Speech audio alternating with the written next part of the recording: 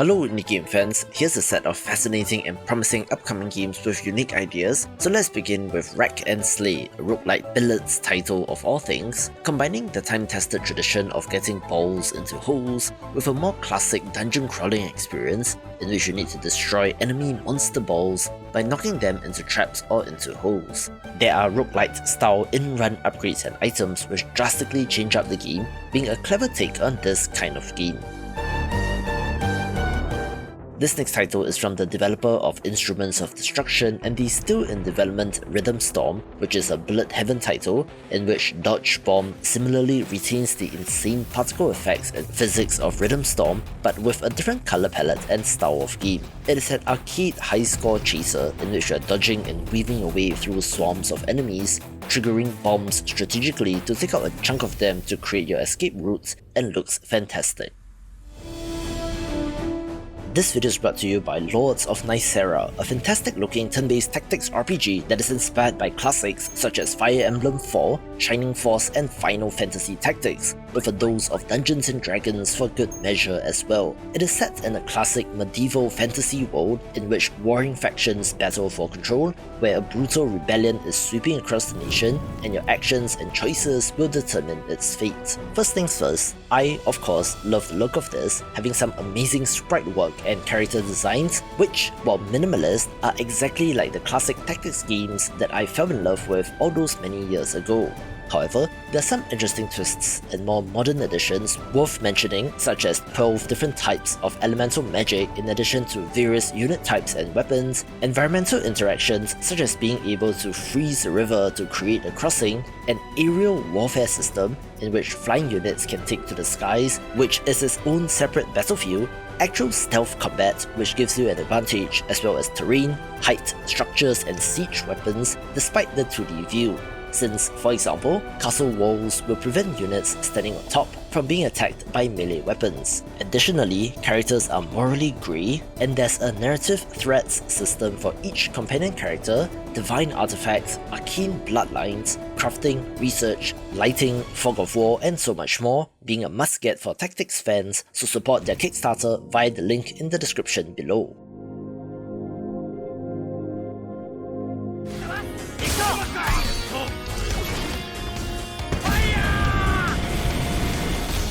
For how seemingly niche fighting games are, it is definitely dominated by the gigantic games in the space like Street Fighter, so it's tough for smaller games to get attention, but one that looks neat is Iron Saga vs, a mobile Sentai fighting game with characters from IP like Mazinger Z. At the moment, English language doesn't appear to be supported, but the action looks sleek and pretty awesome, even if you have no prior knowledge of the characters and seems interesting.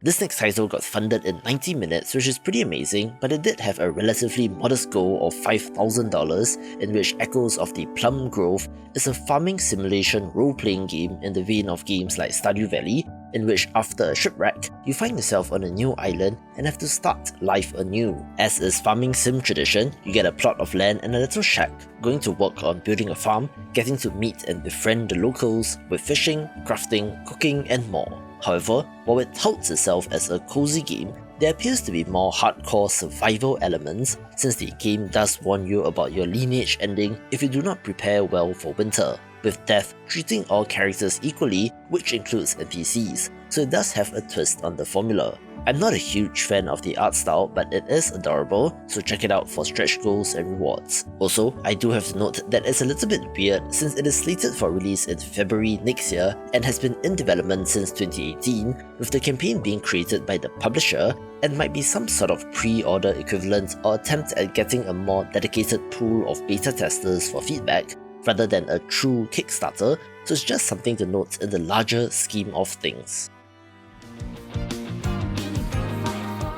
The announcement of this game was interesting and kind of expected since Troublemaker 2 Beyond Dream is the follow-up to an open-world brawler that released in March this year, which had a relatively positive reception and about 600 Steam reviews, telling a story about a high school boy who gets into trouble for fighting, with this sequel being set 2 years after the events of that game. More interestingly, it is from an Indonesian developer and is actually set in a fictional version of that country, adding more Southeast Asian flavour into the world of games, which is of note. It's an open-world brawler title that follows the adventures of our protagonist, with comparisons being drawn to games like Bully and Yakuza, so it is certainly ambitious. I was a little skeptical when I first came across Tavern Talk, since essentially this is a fantasy D&D version of Coffee Talk, and then I reminded myself that Coffee Talk itself was inspired by games like Valhalla, so I suppose there's always room in the bartending simulation type games in which you get to know a unique cast of characters.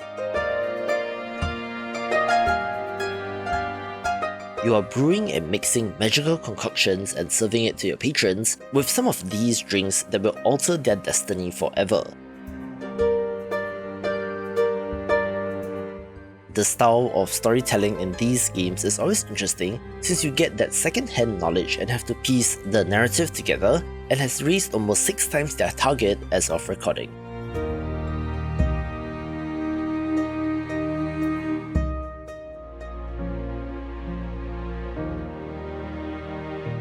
I covered this game back in my newsletter a couple of weeks ago, so go sign up via the link in the description below to get a weekly dose of indie games, but in case you didn't, Empire of the Ants is a fascinating ant colony sim with real-time action and strategic elements. There have been a number of ant colony simulators over the years, with Empires of the Undergrowth perhaps being the most popular, but this looks to be another good entry. Play as the Ant Savior, a mythical creature that is supposed to lead the ants, protect them, rebuild their home, and expand and conquer territory, with time of day and seasons affecting the activities that you do and the creatures you will encounter. It is being built in Unreal Engine 5 and is going for photorealism, so do keep an eye on this.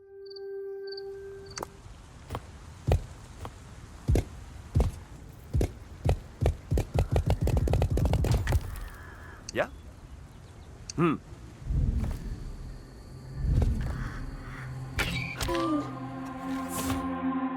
The next game from the developer of Moonlighter is titled Cataclysmo, which I've mentioned a number of times on the channel already, and I'm happy to report that their Kickstarter campaign is fully funded, but you do still have a couple of days left to pledge for stretch goals and rewards.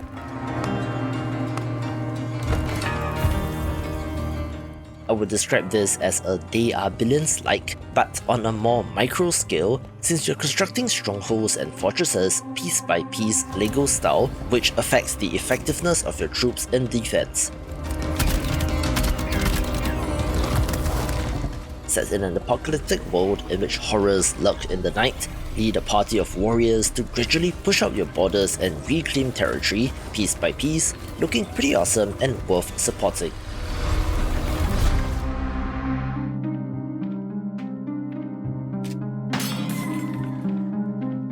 The developers and PR people for this game did hype and tease it before the reveal, and the sheer uniqueness of Cruel Country has led to fantastic initial momentum, being a survival horror title that crosses the blocky PS1 era graphics of games like Final Fantasy VII with the creep and horror factor of something like Silent Hill.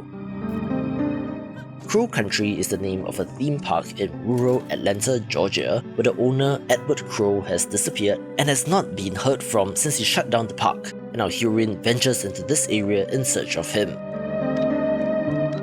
It has all the survival horror game stuff, so key items to find, what appears to be limited ammo, and of course, horrible monsters lurking in the dark, and gets on the list for how interesting it looks.